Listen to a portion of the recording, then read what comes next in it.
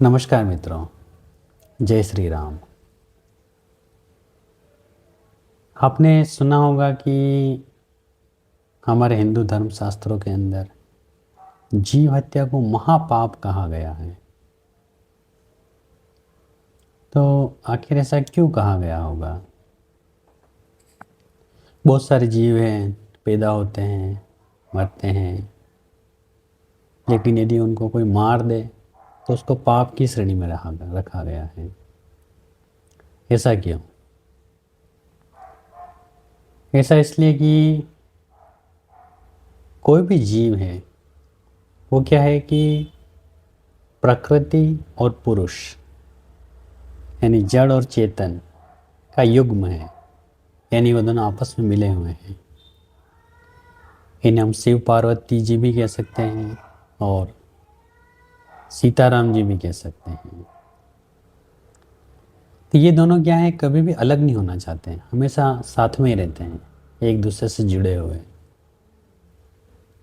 हम कोई जीव बना नहीं सकते हैं, यानी इनका युग्म हम कर नहीं सकते हैं। तो क्या है कि जब कोई व्यक्ति किसी भी जीव की हत्या करता है तो वो प्रकृति को पुरुष से अलग कर देता है, यानी जड़ को चैतन्य से अलग कर देता है। जब कोई व्यक्ति किसी जीव की हत्या कर देता है तो न चाहते हुए भी प्रकृति और पुरुष को अलग होना पड़ता है। इसलिए इसको क्या है कि महापाप की श्रेणी में रखा गया है।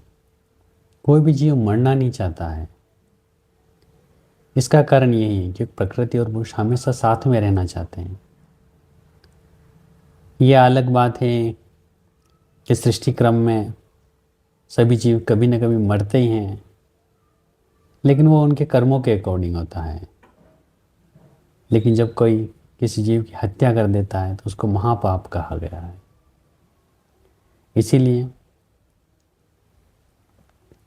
एक बात और मैं बताना चाहूँगा कि आपने देखा होगा, जैसे कोई शादीशुदा जोड़ा है, मान लो वो आराम से रह रहे हैं, तो उन्हें क्या है कि अलग करना कोई अच्छा कार्य नहीं है, अशुभ कार्य माना जाता है, इसको पाप की श्रेणी में रखा जाता है।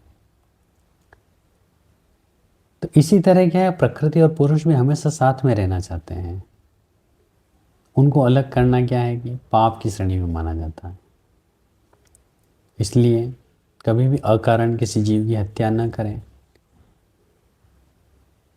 जब तक कि कोई हमें हानि न पहुंचा दे या कोई ऐसा कार्य नहीं कर दे कि उसकी हत्या करना जरूरी हो, तब तक किसी भी जीव की हत्या न करें।